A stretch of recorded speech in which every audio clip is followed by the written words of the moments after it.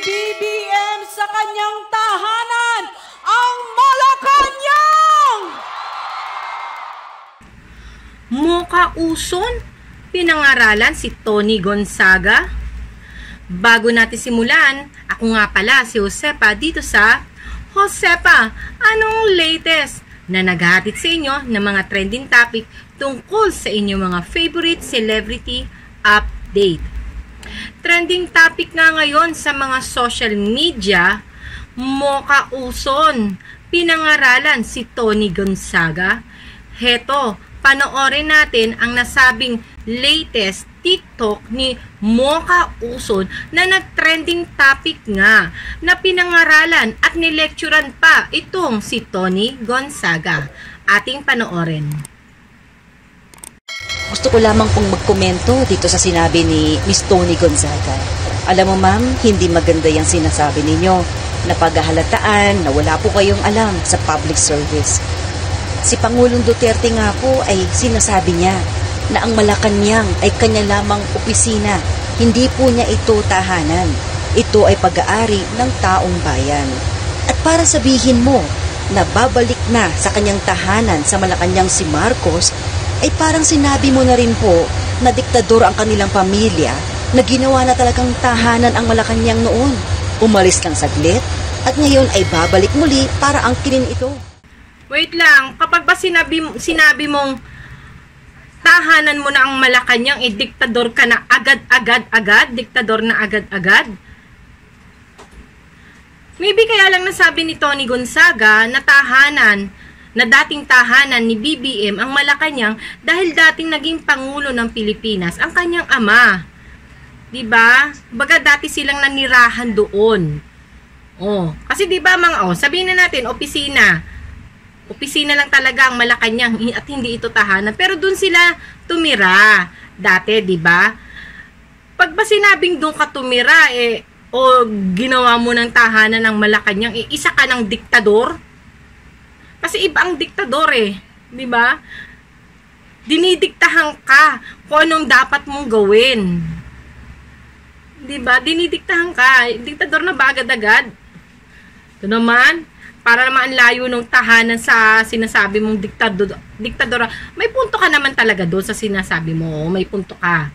Pero yung sasabi mo, komot, ginawa mong tahanan diktador ka na. Agad-agad, diktador agad-agad. O sige, continue natin tong video.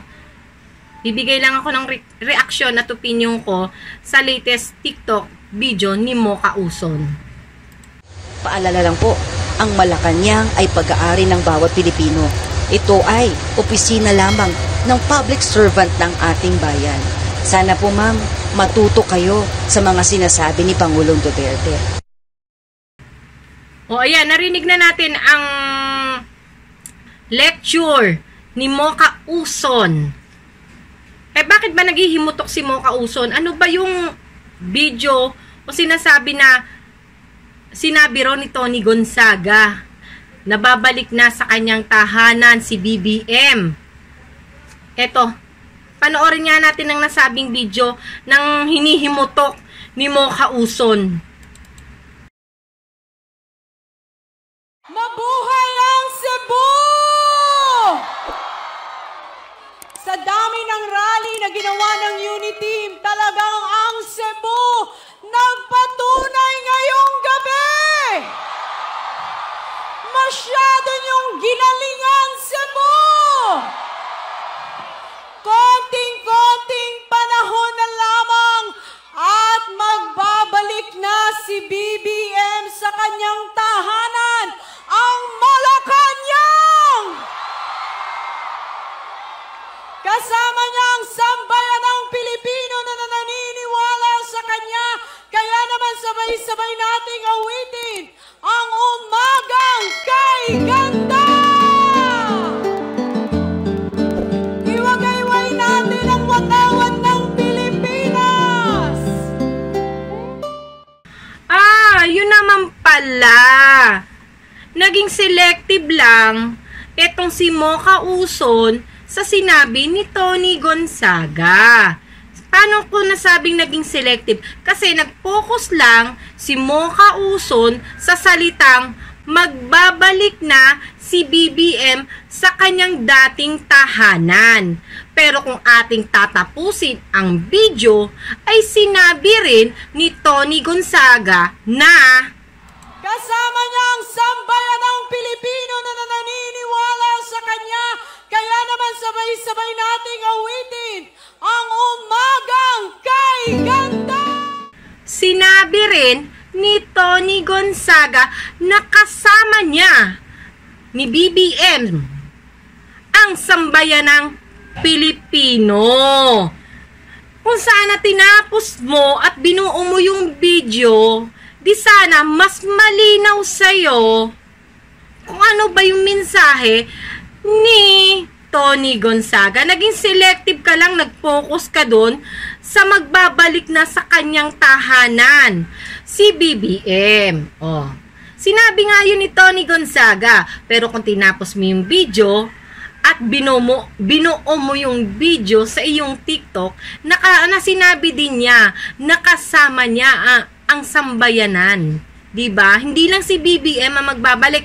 Tayo, kasama niya din tayo. Dahil we are unite, we are family. Dito. Diba? Ang linaw, tinan mo, buuhin natin ang sinabi ni Tony Gonzaga para mas malinaw. Huwag tayo maging selective.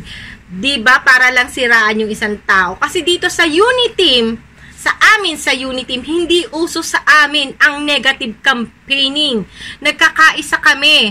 Nakafocus lang kami kay Sara Duterte at BBM, Bongbong Marcos. Hindi namin kailangan manira ng ibang kandidato para lang itaas ang aming pambato. Diba? Kasi ganito kami sa Uniteam Hindi namin kailangang hilahin pababa ang iba para lamang itaas namin ang aming pambato na si BBM at si Sara Duterte. Eto, panoorin nating muli ang nasabing video ni Tony Gonzaga na hinihimutok ni Mocha Uso na very selective. Diba? Kinaption lang niya yung magbabalik sa kanyang tahanan si BBM. Di sana pinanood mo o pinalabas mo yung buong video para mas malinaw at maintindihan ng iyong mga ka-DDS. Diba? DDS pa man din, diba? Sabi mo DDS. Sino ba ang DDS? Duterte. Si Rodrigo Roa Duterte. Sino ba siya?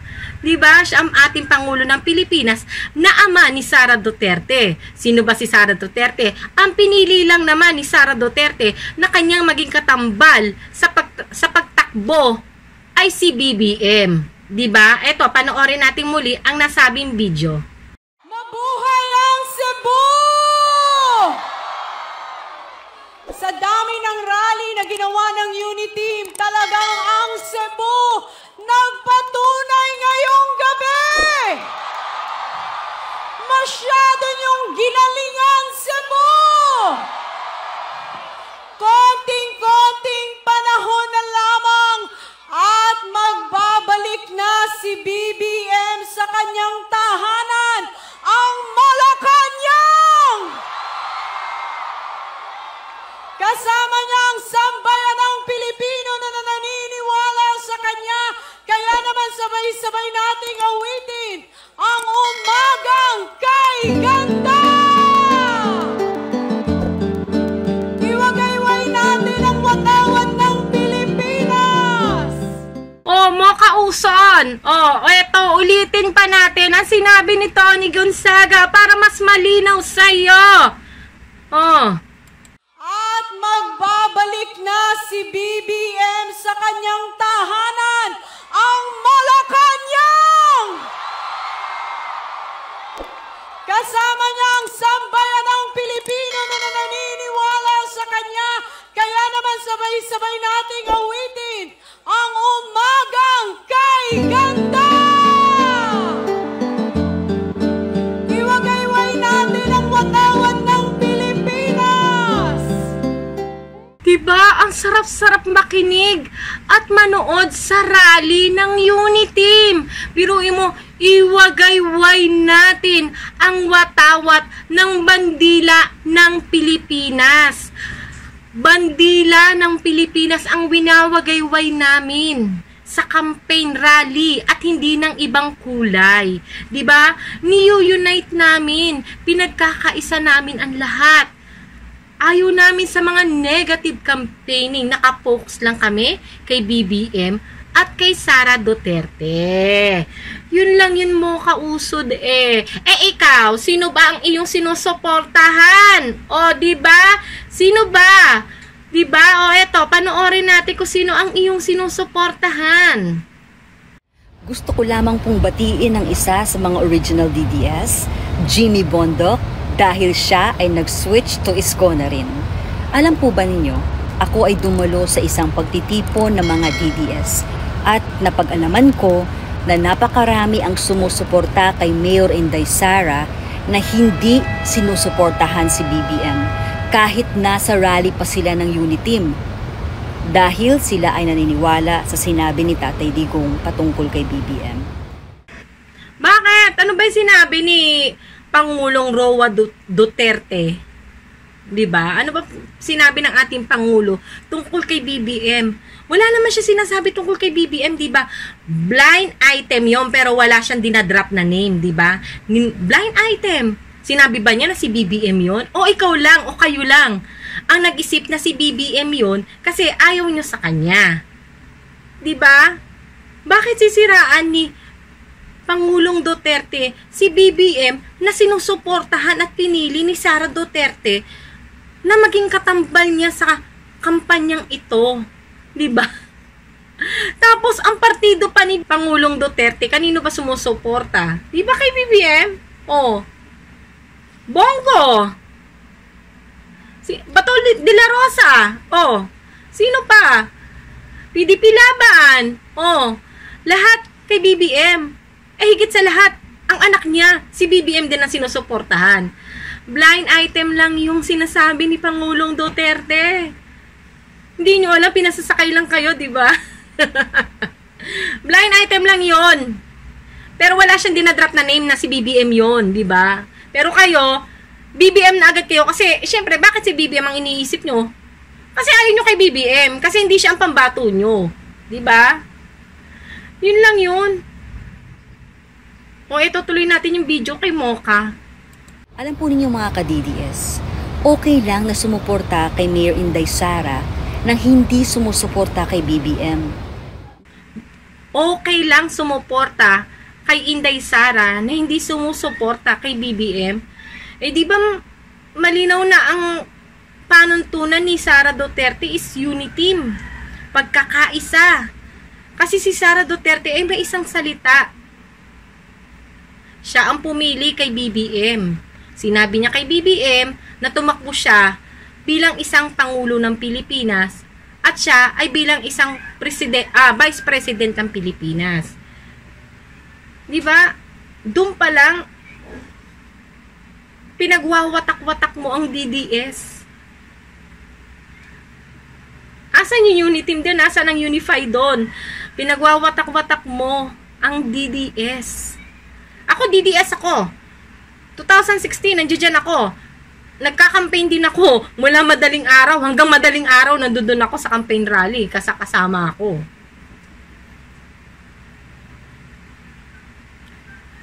Wala nagbabayad sa akin kusang loob yun. Nandun ako. Kahit wala akong sasakyan, nagkukumute ako. Nandun ako. Isa ako sa mga ka-DDS na ngayon, sinusuportan ko si BBM. Dahil 2016, Duterte, BBM ako. Ngayon, 2022, BBM, Duterte ako. Diba? May isang salita ako eh. May paninindigan kay BBM at kay Sara Duterte. Kung noon, kung noon, DDS ako. Duterte. Pangulong Duterte ako noon. Ang aking vice presidente ay si Marcos, Bongbong Marcos, 2016. Ngayon naman, Bongbong Marcos and Duterte. Diba? Tuloy natin yung video ni Mocha. Napakarami po talagang mga silent supporters si Isko. Natatakot lang po silang magsalita dahil sila ay kukuyugin ng mga tanso sa Facebook. What the heck? Natatakot magsalita? Oh my gosh. Ay puro paninira nga ginagawa nyo. kay BBM, lalo na ng sinusuportahan ninyong Pangulo na wala nang hinabol kundi yung tax ng mga Marcoses. Bakit kulang ba yung pag pinagbentahan niya ng Divisoria? Kulang ba yun? Kaya hinahabol niya yung tax ng mga Marcoses. Nalilitan ata siya sa kinita niya sa pinagbentahan ng ng Divisoria Market. Pero mo, mayor pa lang siya. Kung ano na ang binibenta niya pag-aari ng Maynila. What more kung maging presidente pa yan? Baka buong Pilipinas si benta niyan. Mayor pa lang, ang dami ng binentang pag-aari ng Maynila. Oh, what more kung maging pangulo pa ng Pilipinas yan, di ba?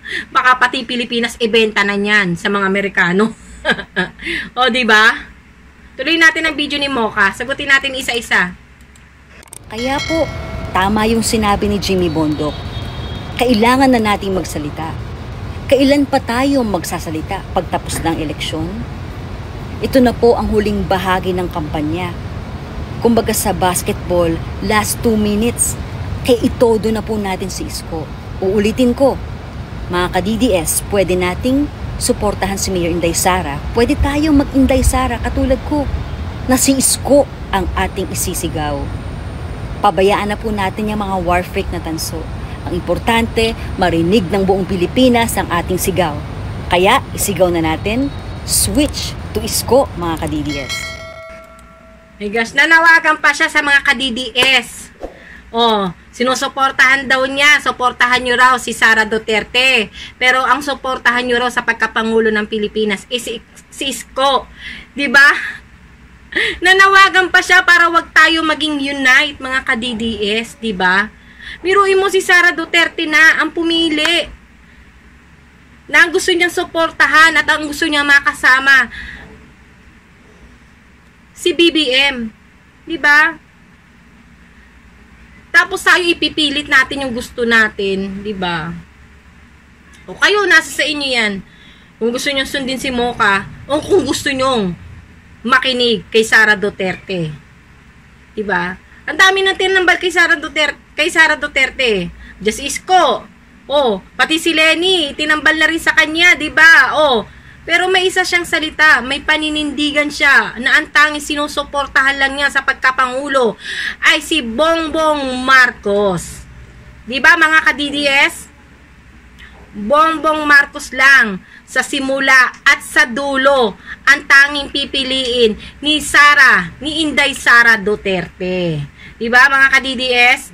Sino ang inyong susundin at paniniwalaan? Si Mocha Uson na ang gustong suportahan ninyo na sa pagkapangulo ay itong si Isko Moreno o mismong si Sara Duterte, si Inday Sara Duterte na nananawagan at pinili si Bongbong Marcos upang suportahan natin sa darating na 2022 sa Mayo na suportahan sa pagkapangulo ay si BBM. Diba? O kaya, sino susundin nyo? Si Mocha Uson na nananawagan sa mga DDS na suportahan si Isko Moreno o si Sara Duterte na nananawagan sa sambayan ng Pilipino na suportahan ang kanyang pinili at igalang irespeto ang kanyang desisyon na si BBM ang ating suportahan. Mamili kayo, may choices tayo. Importante ang isa nating boto. Diba? Nanawagan pa siya, oh. Teka, sinusuportahan niya si Isko Moreno. Eh, di ba dati galit na galit siya kay Isko Moreno dahil binastos daw siya ni Isko Moreno. Nagbago ang ihip ng hangin. Heto, balikan nga natin ang nasabing video ni Isko Moreno na sinasabi ni Mocha Uson na binastos siya ni Isko na ngayon ay kanyang sinusuportahan.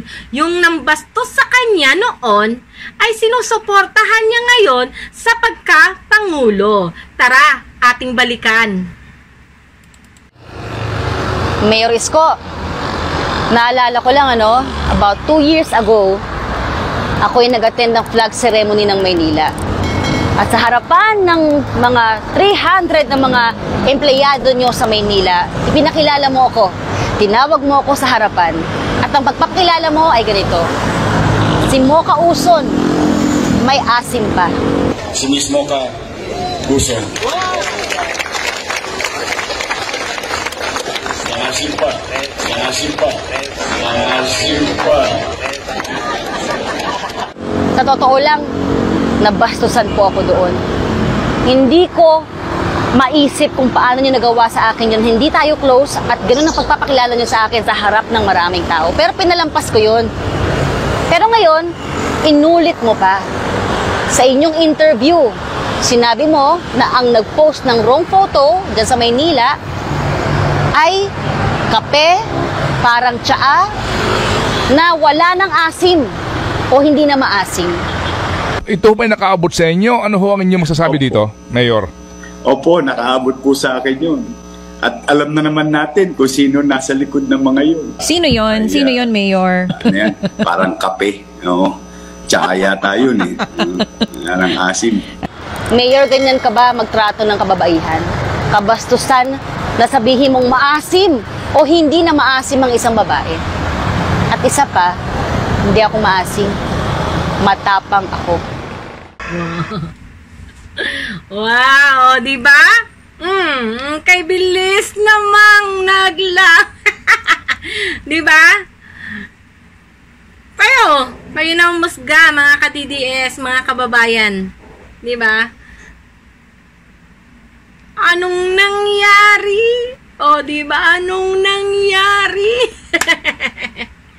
O, diba? Yung dati niyang binabatikos, ngayon ay kanyang sinusuportahan. Tapos gusto niyo ngayon siyang paniwalaan sa kanyang panawagan na si Sara ang suportahan natin. Pero, si Isko Moreno ang ating iboto sa pagkapangulo. O, diba? Huwag ka ha? Kayahin, alam mo, kagayahin mo itong si Sara. Oh, sa umpisa pa lang, unity, unified. Pagkakaisa ang kanyang panawagan sa lahat. At kaya naman niya pinili si Bongbong Marcos. Eto, panoorin natin yung video noong 2017. At medyo meron pong mga konting alitan. Merong hindi po masyadong united dahil po nag-aaway-away sila. Ano pong message niyo po sa mga supporters natin? Yes, good morning, Sec Mocha, and good morning sa ating mga ka-DDS worldwide. Ang gusto natin ipaabot sa kanila is mag-alyansa tayo. Let's put up this alliance para sa mga lahat ng grupo na tumulong kay PRD nung nakaraan na eleksyon at sa mga gustong sumali sa atin ngayon para tulungan ang ating government, tulungan si PRD, and tulungan ang ating bansa to make this change that we want to make it happen.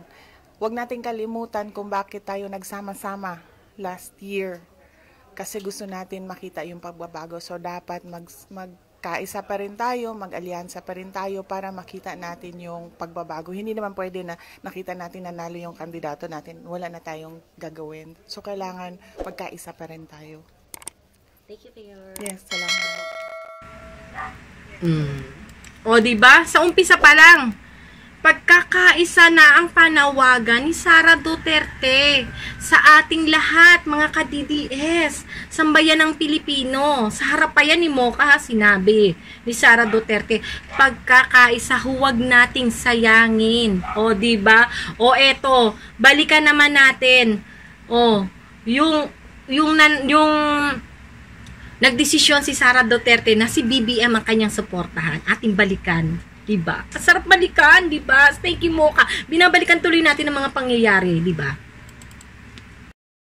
After thousands of Filipinos across the country. We are barely half the journey, but I would have not reached this point in the campaign without the support of many local leaders, politicians, businessmen, people in non-government organizations, and the academe, youth groups, women's organizations, the Moro people, tribal leaders and their communities, members of the LGBT community, the ordinary citizens who trust in me and joined my cause. Once again, let me reiterate that I am aware that many of you wish to see me with another presidential candidate. I take that as a sign of confidence in me as a leader. And for that, I am truly, deeply touched and honored. But I am a person, a woman, a leader who values commitment and word of honor. I am running for the position of Vice President, and my President is Bongbong Marcos. The presidency was the option for APO-BBM as it was for me. I chose the Vice Presidency. When we agreed to form the uni team of Bongbong Marcos and Sara Duterte, we both agreed to run together with the singular purpose of improving the lives of the Filipinos and making the Philippines a stronger country. Again, I intend to honor the commitment of my parties, the Lakas Christian Muslim Democrats and Hugpong ng Pagbabago. That is, to support Bongbong Marcos as President. I continue to pray and call on all my friends to trust that the uni team will serve our country with fairness, love, honor, and dedication, the way patriots should. Daghang salamat, mahalin natin ang Pilipinas. Si BBM, ang sinusuportahan lang ni Sara Duterte. Di ba? Mga ka-DDS, yung gusto tayong paghiwalayin, hatiin ang ating boto, ang ating paninindigan, paniniwala, gustong hatiin ni Mocha Uson. Pero eto si Sara Duterte na anak ni Pangulong Duterte ang nananawagan na ng unify, pagkakaisa. At pumili na siya. Nagdesisyon na siya kung sino susuportahan niya sa pagkapangulo. Sinong ating pakikinggan? Si Mocha Uson na nananawagan, suportahan si Isko Moreno, tayo mga ka-DDS, suportahan daw natin si Sara, at ang ating suportahan sa pagkapangulo ay si Isko Moreno, o etong mismong si Sara Duterte na nananawagan na ang ating suportahan at nagdesisyon na siya na si BBM ang kanyang sinusuportahan sa pagkapangulo. Kayo, sinong inyong susundin? Etong si Mocha Uson o etong si Sara Duterte? Kayo, heto, pakinggan naman natin si Sara Duterte. Anong masasabi niya na tinatambal siya kay Isko Moreno sa pagkapangulo, na siya daw ang magandang combination daw ang Isko Moreno at Sara Duterte. Pakinggan natin ang opinyon ni Sara Duterte. Eto, panoorin natin. Kaninyong tanan. Sa harap ng kabi-kabilang mga hamon at limitasyon, nagpapatuloy ang mga gawain para sa aking kandidatura sa pagkapangalawang pangulo ng ating bansa. Kasama ko sa mga gawain ito ang libo-libong volunteers at supporters sa iba't ibang panig ng Pilipinas at ng mundo. Sila ang nagbibigay sa akin ng karagdagang lakas at tibay ng loob at inspirasyon na magpursigi upang magtagumpay ang ating mga adhikain. Lagi ring nandyan si Bongbong Marcos, ang aking kandidato pagkapangulo. Nang nagdesisyon akong tumakbong pagka-Vice President, pinili ko pong maging katandem si BBM. Dahil dito, nabuo ang uni team BBM Sara. Nangako rin ako ng katapatan sa aking alyansang pinasok kasama ang Lakas CMD Party at Partido Federal ng Pilipinas. Mahalaga po sa akin ang paninindigan at isang salita. I truly appreciate the love of so many for me. And while I continue to respect your decision to support another presidential candidate, it is with great sadness and a heavy heart that I cannot be one with you on this. Patuloy ang aking dasal sa suporta ninyo sa uni team. Mahalaga ang pagpili ng isang team na maglilingkod sa ating bayan. Handa ang uni team BBM Sara para harapin ang mga hamon sa pamamahala. Sukran, mahalin natin ang Pilipinas. Mga ka-DDS dyan, nalulungkot si Sara Duterte, diba? Nahati-hati tayo. Kayo, may ilang araw pa ba tayo? May ilang linggo na lang. Napakalapit na. Mag-decide, mag-isip, diba? BBM? Isko? Sinong susundin? Sinong paniniwalaan? Mocha Uson? O Sara Duterte? Kayo? Diba? O paano mga kamarites? Hanggang sa mga susunod na mga trending topic, mapapolitician man ito na trending ngayon na lagi pinag-uusapan. O showbiz balita. Ako po muli si Josepa dito sa Josepa. Anong latest na naghahatid sa inyo ng mga trending topic sa mga social media, diba? Hanggang sa muli, paalam.